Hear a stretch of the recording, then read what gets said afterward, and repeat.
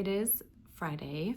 I did mention that between Tuesdays and Thursdays, it'll be pretty difficult for me to get any substantial, like sitting down and talking to the camera filming in, just because I work like all day long, and before work it's dark and after work it's dark, and I'm also pretty pooped right now. Working at a yarn shop during pre-Christmas season is just lovely and cheerful, but also very hectic. So yeah, it's Friday now. I'm off work today. I'm actually off work today, tomorrow, and the day after. And then on Monday too. So 4 days of free time before Christmas. I'm obviously doing vlogmas, so that takes quite a bit of time, like in the editing room, which is my couch, usually. I didn't like time myself, but I think for the last episode, it took me about 8 hours of just pure editing. And I'm not saying that to be like, it's so much work, but I know it just takes, like, things take time. And so I don't view those 4 days as for completely off days where I'm just on the couch knitting or just doing non-work stuff. I am working, but just half days, and just maybe 3 half days out of those 4. And also I love doing YouTube. So it is work, but then also, yeah, it's so much fun. So I didn't want to come here and say it's Friday. I just finished my run. I did an 8K today, which felt great. I ran with my friend Cynthia again, which is just so much fun. We're having the best time together, just yapping. We're actually going to a stadium, which is like in between where we both live. And so we meet up there, which for me is like a 2K kind of warm up. For her is like a 1.5K. And then we do like laps, which is nice because we then can, like, I have a faster warm-up time going there, but then we both slow down quite significantly because we're talking, and I can't run fast and talk at the same time. And so we're prioritizing the talking, sometimes doing some small walking breaks, like for half a lap. It doesn't matter. We're moving our bodies. It was raining. It was fine. It doesn't really matter if you're like out with a friend and you're talking about stuff that matters to you and that interests you. And then recently we've been hanging out at like a little American diner on our way back, just having a Coke. I had an apple juice today, just something with sugar. And then the last 2Ks back, I'm always the fastest. Like those 2Ks are my fastest, just because I can feel the sugar like hitting my system. And also, like, we sit down for a bit, so I pause my tracking obviously, and then I feel pretty cold going back out, and because it's like miserable outside, you know, so we need to get back home quickly. But that was wonderful. Again, I love doing that. We've been doing that for a couple of weeks now. And then I just went straight to the bathtub. I love having a bubble bath after running specifically, but like anytime really. And I had a quick just lunch of some tortellinis with pesto, just something really quick. I hope to be doing a curry, like a chickpea and tofu curry tonight with my partner, which I need to get, like, do the chopping of the vegetables for, to kind of help my partner prep, which this is usually one of the dishes that he does. But since he's been like really stressed from work, a lot of his colleagues are sick, and yeah, he works in the social field, and yeah, so it's full on all year long, but specifically in times where a lot of people get like sickly and aren't able to work. It often, like, it falls on the people who are able to work, right? So yeah, I just wanted to kind of support him in that and do the chopping before he comes back home, so he can just, I don't know, I love cooking when someone else does the chopping of all the stuff. So we we sometimes do that. And I'm losing the plot, which is what happens all the time when I talk to the camera. So so my hair is still wet from my bath. And I got up at 6 o'clock this morning to have lots of time to myself and making time. Sometimes, or oftentimes, I actually wake up or get up when my partner leaves for his early shift. I'm a morning person. I love like being cozy by myself, having a cup of coffee and starting my spinning and knitting, and just getting a few hours of creative time, or yeah, just time to myself in the morning. Yeah, so I very much enjoyed that, and I got a couple of making to-dos done, which is what I wanted to show you. So firstly, and you will have seen this in the vlog, I got all of these socks washed and depilled, which is what I do sometimes. So if I've worn them a couple of times, I usually wear like cotton socks underneath my knitted socks, and so I don't need to like wash them every time I wear them, especially if I then put on slippers in the house. I don't have very sweaty feet, I don't think, and so I change my cotton socks every day. And so the knitted socks, I don't wash every time I wear them, but if I feel like they need a wash, I have like a basket of woolens, like stuff that's not for the washing machine, that I then hand wash whenever it gets too full. So I did that, and then this morning, the first thing I did was starting to watch vlogmases and depill my socks. The next thing I actually did was getting my partner's Christmas sweater off the blocking mats. Here it is.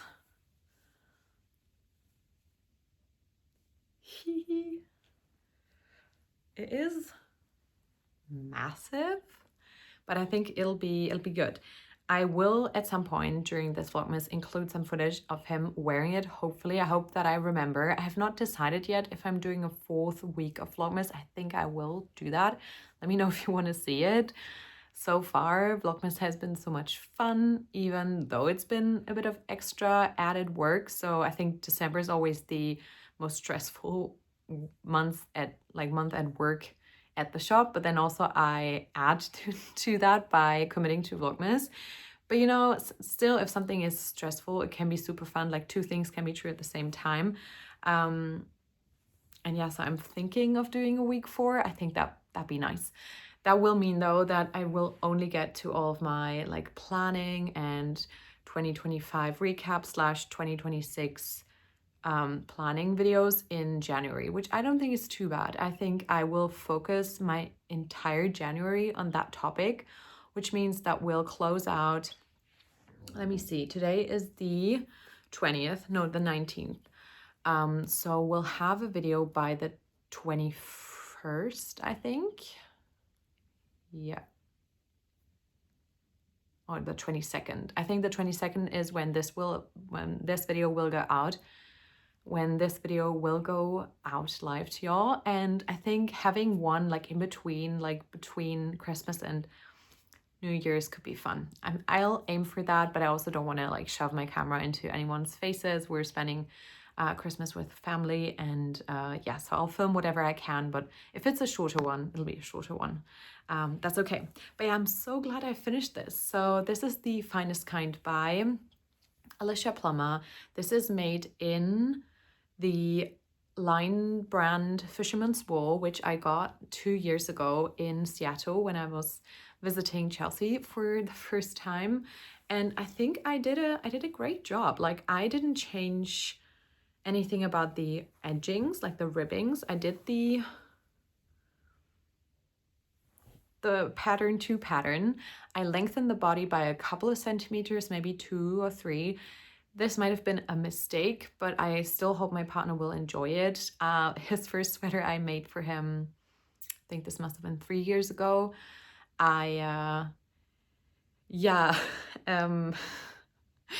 That turned out too short. I thought that I'd be able to block it more, but since it was a non-superwash wool, it didn't really block. And I added on that extra length that I was missing a couple of months later, like half a year later now. So he's able to wear that one now.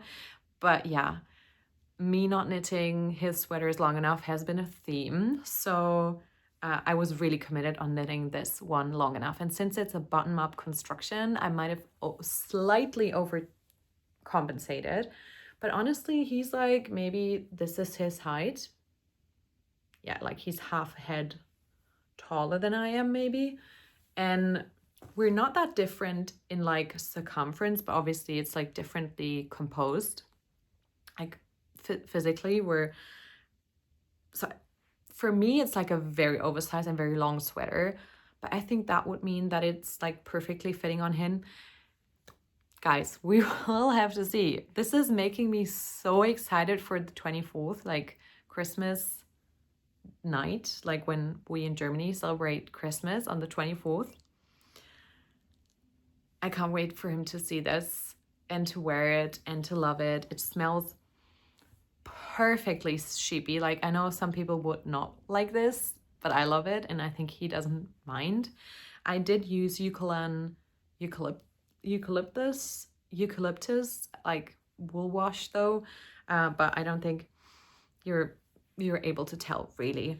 This took like 3 days of drying. And I don't think you're supposed to do that, but it doesn't smell musty or anything, but I put like towels over it when he was at home so he wouldn't see. He's tried this on. It's not a major surprise, but I wanted him not to see the finished object, and he didn't want to see it either. So it'll be kind of a surprise, and I hope it'll fit him really well. One thing I wanted to mention about the sleeves, I didn't do the decreases as the pattern called for. I did do, I think, 10 decreases, which hit him about here then. And then I just, like every 6th row for his size, I think was what was called for. But then from the elbow onwards, I only did 3 more every 16th row. And I think, don't want to speak too much about the pattern since it's a paid for pattern and I would highly recommend it. But yeah, that wasn't what the pattern suggested. That pattern suggested a continuous like decrease over like more decreases. Like I think I did 13 and the pattern called for 19 decreases in total. I hope that was the right call. Like putting my arm into it. I don't really know. Like I can't really tell. I'll have to see it on him. And if they're a bit too long, I actually quite like the look in the pictures of Alicia's husband, I think, is the model in the pictures of like rolling them up. I really think that's a really cute look. So we'll see. If there's anything that he's like not loving and it's fixable, I will fix it. Like in the long run, I'll ask him to wear it a couple of times and then we'll see if there's something that, for example, if it is too long for him, I might just put in a lifeline, rip back, and then re-knit the button band. I do have so much yarn left. Like I will have to see, but I think I have 1 or 2 rolls, like the big rolls of the fisherman's yarn left. And this is a huge sweater. Yeah, you can see. Because I had planned for the Moby sweater, maybe because of the cables, I thought that I needed more. This is size 4, and the sleeve thing and adding a few centimeters to the body is the only modifications that I did. Plus, last modification, I swear. And this is kind of like an in-between podcast because I'm not doing a real, like, actual podcast episode in December. I didn't do the sleeve shaping. And that's firstly, this is a bit of a drop shoulder. It's not a massive drop shoulder, but I think it'll sit like somewhere here on him, though his shoulders are also like broader than mine are. I couldn't figure them out. The pattern described them in a way that wasn't like wrong or bad particularly. Like they were fine. I've done short rows so many times. I thought I'd be able to do them here. And the pattern mentioned that there might be a jog in the pattern, but to me, I just wasn't able to fix it. And the jog wasn't in the back, it was in the front. And so you're able to see the kind of messed up texture right about here. And I just didn't see the added value of having like this bit of a short row. Oh! Okay, so he just came home a bit earlier than expected, so I had to put it away quickly. But I do think that that's everything on this project. I'm excited to fold it again and pack it up and put it under a tree, which we got this week. Next thing that I did finish is the 2 first skeins of my handspun for Laura, which yeah, I'm very happy with.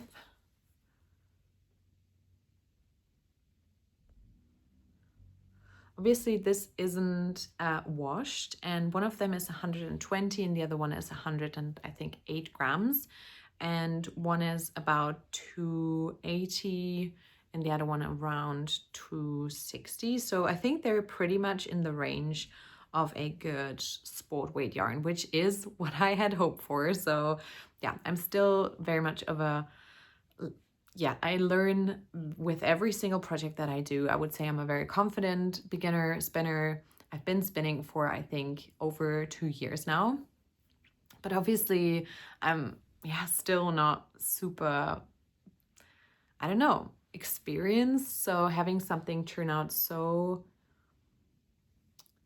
I would say, obviously I need to see how the 3rd and 4th skein turn out, and I hope this will be enough for a project for her.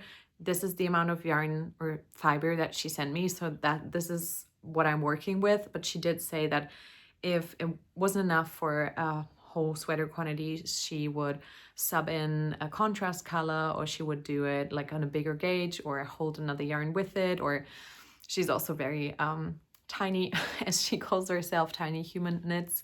So she isn't very tall, so she won't need a very long body. So she's telling me it's fine, and I'm hoping that if every single skein is around a sport weight, I'll check yardage or meterage in my case again after washing, and then I'll give her an estimation of how much she'll have.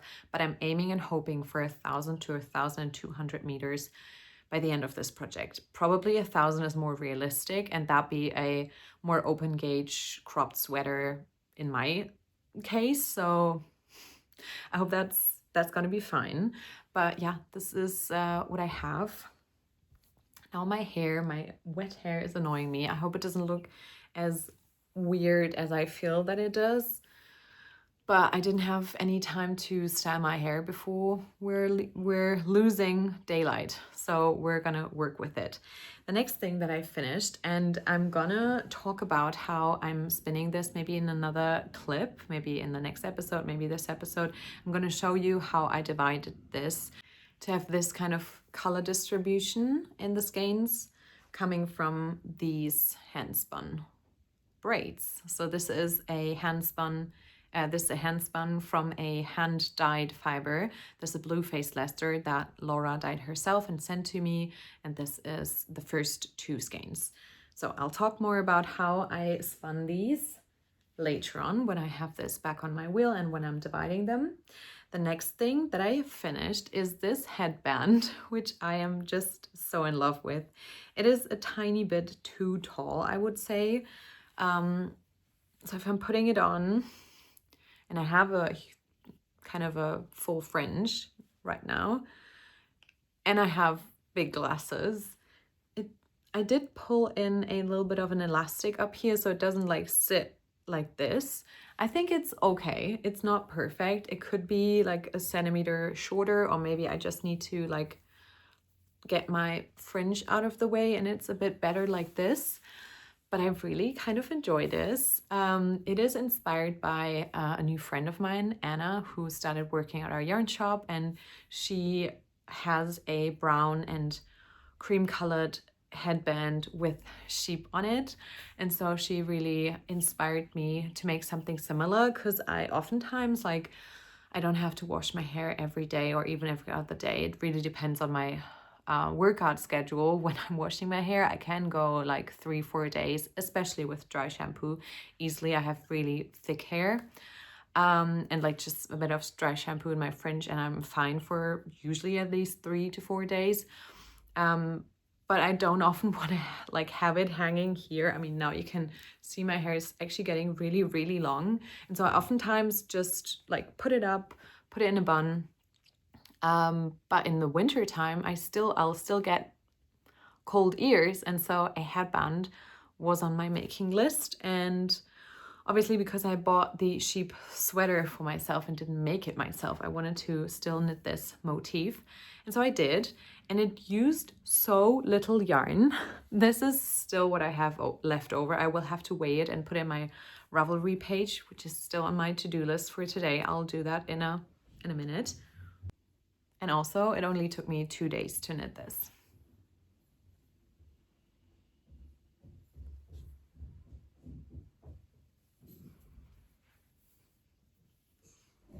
Next project that I'm currently working on is in my Ghost Puff Christmas bag, and these are my Christmas socks, which is actually another project I intend to finish this year, to also get my 9 pairs of socks for this year done. I have 2 half-finished pairs of socks, so 2 single socks, which I could technically count, but I want to just count finished pairs. So this is a hand-dyed self-striping colorway by, again, Laura of Tiny Human Knits. She gifted this and a couple other colorways to me last year, and I made my Nutcracker socks, which was my favorite colorway of the lot already. And I just used half of the 100-gram skein plus half of the mini, around half of the mini, or maybe a bit more, because I used them for the toes and the heel. And because of that, I had 50 grams left over, which I was able to gift to my best friend because she was loving this colorway too. The only thing I wouldn't do again this way, I think I used a normal 2.5mm needle, and I used, I think, 64 stitches. For this, I went down to 60 stitches and 2.25mm needles, because Laura's sock yarn is so soft, and I found this to be the case for other merino sock yarns too, but this one was like a sock where it got very, how do you say that? Like, it got very apparent that 64 stitches on a 2.5mm needle with a very soft merino sock yarn, they just will over time become a bit too roomy for me, especially after wearing them for a couple of times. So I went down in needle size and in stitch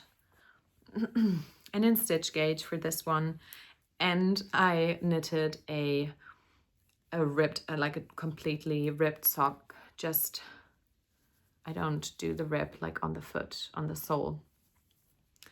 And so yeah, I think I will use maybe even less for a pair of these, but I'm also making the, I think the leg is a tiny bit longer. I don't know. I'm also using the contrast for the toe and the heel. And these I've put on, and they're like really perfectly snug. They even have a bit of negative ease, which is actually something that you want. But I had to find my perfect sock recipe. Now I do really love to do some sort of rib, and then only 60, because I do think I have quite narrow feet, and they're also not that big. So yeah, I think this is a good way of doing just vanilla socks for me. I don't knit them after a particular pattern. I sometimes look into any of the, I think Florence Miller has some sock patterns, and yeah, just generally basic sock patterns in my library, just to remember how to do, like, I don't know, the heel shaping. If ever I forget how to do it, I just look into any old basic sock pattern that I already have in my library. So yeah, another thing, or maybe this is one of the few things I want to finish up until the end of the year. I'm giving myself some more time to finish the spin. It is my priority. And after finishing this, I want to do the jaunty spin along, which was in my plans anyway. But now that Andrea Mari is doing a official knit along or spin along to knit along, that's even better, I think. But yeah, I will not make myself finish the spin up until the end of the year. That's not realistic, but I would like to finish it up until the end of January. Okay, next project, because I finished Hannah's sweater, is I picked up and started knitting. This is an hour of work on this button band on my Calm Down cardigan. which is a pattern by Lily Kate France, or Lily Kate Makes. I've had this on the needles for a couple of months and it looks silly because it's really scrunched up. I did put in a, I think, 100 centimeter cord now, or maybe 90, but yeah, it's relatively long, but it's still very scrunched. And I started the double knitted button band. I hope that my needle, my choice of needle, my pickup rate is fine. There's a tiny bit of a, like it's going like this, but that's probably because of the cable cast on. And otherwise, I think like from the ratio of picked up stitches, it looks fine. I'm a bit burned by my book club cardigan, although it's not that bad and I haven't yet redone it. I am probably planning on redoing it at some point, but I wanted to do this first to kind of see how, because Lily describes these things, like oftentimes describes them really well and in detail in her pattern. So I wanted to do this one first. And in planning on what I'm knitting on for the rest of the year, I would love to get very far ahead in this project. So I am aiming to finish the button band by the end of this weekend. And then technically I would have about 10 days left to finish 2 sleeves. So because I finished the Christmas sweater a bit quicker than I thought I would, because I got a bit more than 1 hour of sleeve knitting in most days, but that calculation was actually quite good. I think I did about 10 hours on them. And I was thinking like 10 to 12. And so because it was a bit quicker, first of all, because rows got shorter, and because I got in a bit more than 1 hour most days, and I wasn't knitting on anything else except for maybe 3 stripes, like 3 rows on my scrappy blanket, and this quick 2-day project in there. And my arms have been feeling so much better. I think maybe this might be back on the menu, and it might be back as a goal. It is in my Make 9 and I won't be able to finish my Make 9. A little quick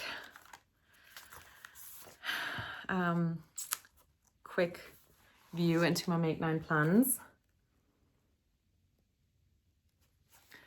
This could be my 6th finished project, and then I would only be missing 3 projects, which is still, it's unfortunate, but that's why I'm gonna change up how I plan for project making for next year, which I already hinted at.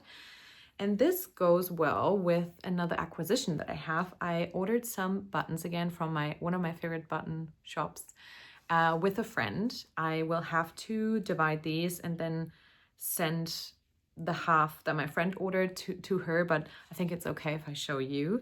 So I have 2 options for this wonderful cardigan. First of all, this little bird is for her, so I'm gonna cover it.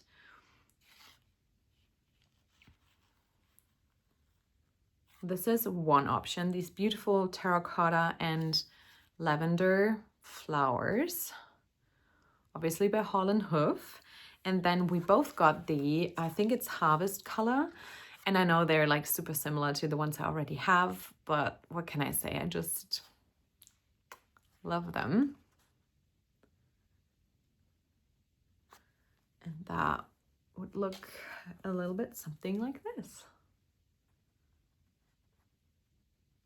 So I'm not yet entirely decided on which way I'm gonna go with these. Right now I love this idea, but I also like these. But I could also see myself putting these on anything that has any of these colors in there. Whereas with these, both colors like aren't exactly in this cardigan, but I think they kind of play nicely off one another. I'm always open to hearing what you think. I paid way too much shipping and tariffs and duties for them, but I was splitting with a friend and she was also wanting to get these quilt stars so badly. So yeah, thank you so much for the lovely note you all put in. Holland Hoof, really love them. They said, thank you, Marlene, have a beautiful and knit-filled Christmas. And yeah, I'll probably forever support them and make all my cardigan or buttoned project with their buttons. I just love them. So yeah, I think that is actually a really realistic goal for me to at least finish the button band and get going on the sleeves, but potentially even finish this cardigan and then maybe wear it for New Year's or so. That'd be nice. Two more things that I wanted to quickly share, and then I'm off because I'm losing the light. I want to do some more errands. I want to chop up the veg and then, yeah, just relax and knit for the rest of the night. I wanted to mention two things. First of all, I'd love to start knitting with this soon. There were some lovely recommendations by you all in the comment sections. I have not decided on a project. Since I have hand spun some yarn for the Hesper shawl, I don't think I want to do the Hesper shawl with this, since I already have some dedicated yarn for that project. And this also wouldn't be enough for the full size. So I don't know if I want to do this shawl twice. And because right now, and my Make 9 also shows that I tend to gravitate more so towards a bit more easy knitting and not the most involved color work, because that I can't do like in between and or while I'm chatting with someone. Although I managed to knit like half of this while I was chatting with a friend, so maybe I'm getting a bit more used to it. But I think that's actually the one thing you can see in my Make 9 is that I got done like most of the more easy knits, and then the three things left over would be the Hesper shawl, a Burra cowl, which is like heavily involved feral knitting, and then my Christmas sweater, which, yeah, I hadn't put Hannah's sweater on my Make 9. If I had done that, which I should have probably done, to be honest. Yeah, there were just so many other projects that I wanted to accomplish, so I didn't get to them. But yeah, I actually can't wait to share more about this. My other goals that I accomplished, question mark. Well, that's what we're gonna do in January. But yeah, I wanted to mention that I'm really, really looking forward to casting on with this yarn, and I'm actually thinking I'm just gonna do a striped, like basic garter scarf, because I just want to see these colors work together, and I don't want to have either one be more dominant. I was thinking about doing a triangular scarf and then doing the edging with the other color. So I would have probably used this and this for the edging, but I want them to be like equally, like both of the colors be in the project, like the same amount. So I'll probably do a striped Sophie scarf or something similar. Let me know if you've got any experience with that. I've seen some creators like putting up videos about how to like hold the colors like in or next to the I-cord, so I'll probably try that.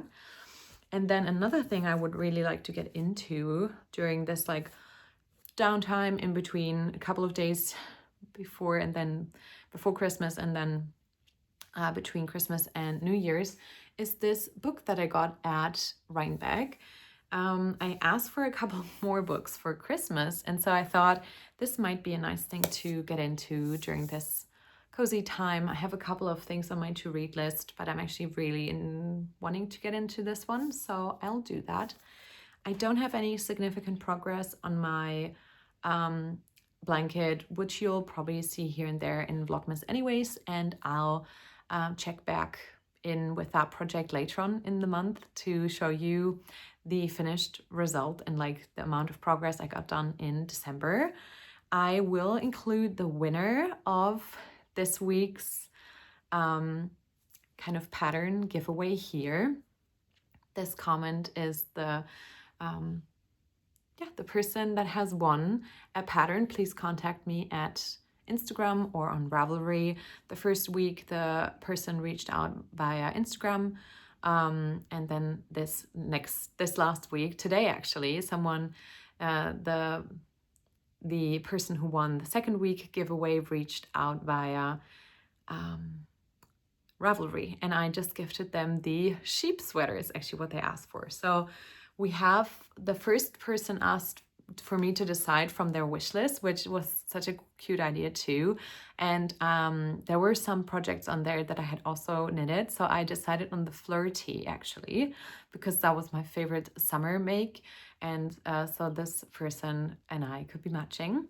And I will chat more about the question for next, like for this week's, I get so confused, for this week's giveaway, and we'll do that up until the end of the year. So there might be one more option after this one to win a pattern. It's been so nice for me to give back to y'all. I've really enjoyed this. We might actually make it something more regular in the podcast episodes too, because yeah, I just love hearing back from y'all, and I just like to give back in that capacity. I think it's a great idea. And also supporting designers that I love via Ravelry too. So I think giving patterns via Ravelry is a great option. People have been so generous and gifted me patterns over the years too. So yeah, it just feels good to give back, especially during this time of the year. Again, I will mention all the details to enter this week's giveaway in another clip later on in this video. And yeah, let me get on with my to-do list. I'm quite happy that I have finished everything from my making to-do list, which is obviously something more fun and not as like, I don't know, household and other chores thing. It's more fun and low stakes. I don't know. But yeah, I'll see you later in this vlogmas. I hope you're doing well.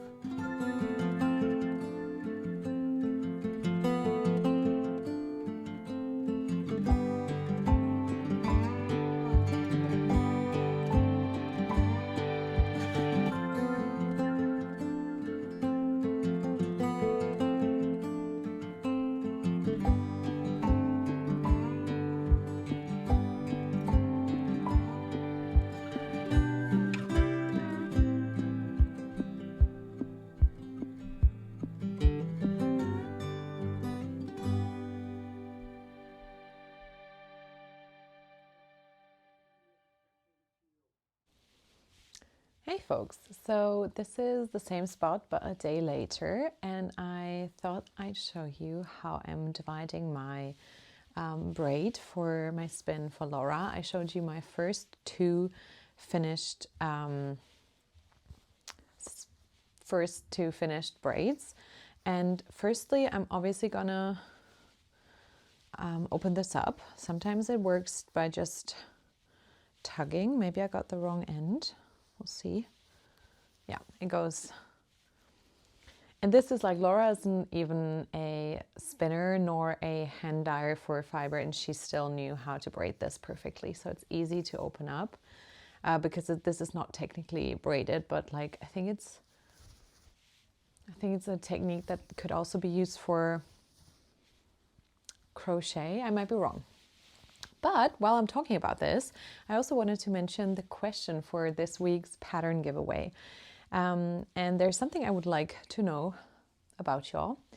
And that is because I've been talking about my other hobbies like running. What is your, like, next to knitting, what's bringing you joy? What is something that you also implement in your life to bring you fulfillment and happiness? So please let me know in the comment section down below. I don't talk about these giveaways in the title or my stories or anywhere else because they're just for the people who are staying, who are watching. I am distracted by my fringe. They're just for y'all, for the people who are genuinely invested and wanting to watch. So I hope you enjoy. I will again announce the winner in the next episode and then ask them to contact me. So for the first braid, I'm just dividing it in half. Some of this fiber got a tiny bit felted while Laura was dyeing it, but it's not too bad. I just found that it's relatively compact, meaning that I really need to pre-draft it, especially because my hands have been a bit sore, or my wrists have been a bit sore, so some of these ends are just a tiny bit felted. And something I generally do is open up the strand or the fiber like this. So I have two halves and then I open them up, and when I have opened it up a bit like this, I then try and pre-draft it a tiny bit. So I need to grab the yarn, the fiber, with a lot of room to spare in between, because otherwise it won't pre-draft, and then this is so much easier to spin than the very condensed fiber. But I won't do that today. I just wanted to show you. So this is my first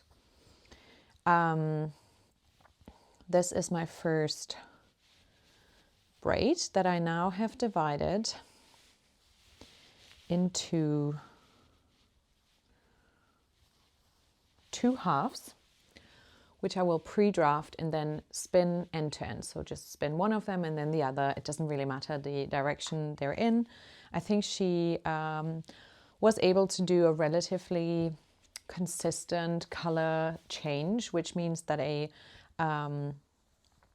fractal is possible, something I just learned from one of Tazhi's videos, this vlogmas. I've been loving their sit-in spins for vlogmas, so I've been learning about stuff I didn't know anything about, like D&D or things I knew a bit about, but not a ton, not as much as Tazhi. Tazhi is someone I learn quite a bit from just by listening to them talk about spinning. So this second braid I'm taking and I'm ripping in half, like just like the other one.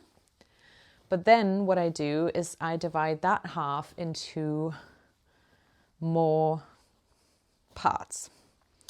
And I didn't write down how many I did for my first one, but I think I at least did one more split, and I'll just see what is possible by tugging at the yarn. But I think I did at least one more, maybe even two more times.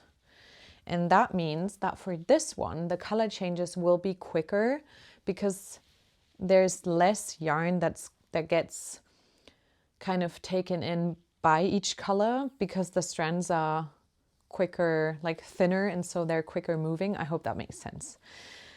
But yeah, that's how I'm doing it. And then I'm going to do one single with the longer color changes and one single with the quicker color changes. I'm going to apply them in a just regular 2-ply yarn. And that's how I got the yarn that I showed you just yesterday. Yeah, that's what I'm doing. I'm currently watching a couple of vlogmases. I also started to watch season 2 of Bridgerton again. I watched that like when it came out initially, but a couple of my friends have been talking about Bridgerton so much that I was like, okay, let me also rewatch that to get ready for season 4 coming out in January. And I think season 2 was my favorite season. I'm not exactly sure. I think that's true because of Jonathan Bailey, obviously. Yeah. So as I said, I think I did really also divide it again in half.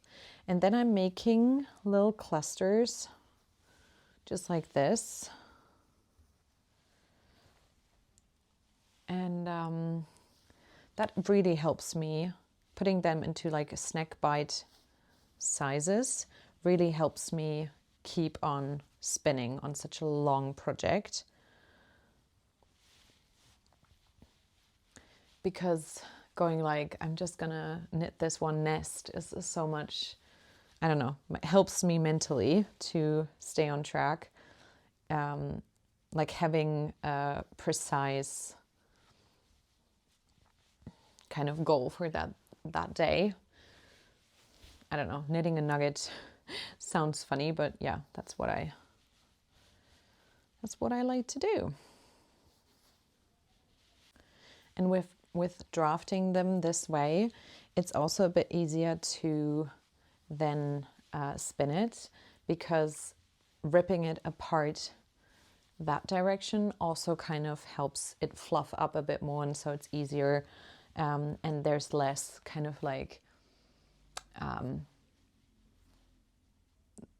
kind of pressure, pushback, like on your hands. I don't even know how to explain it.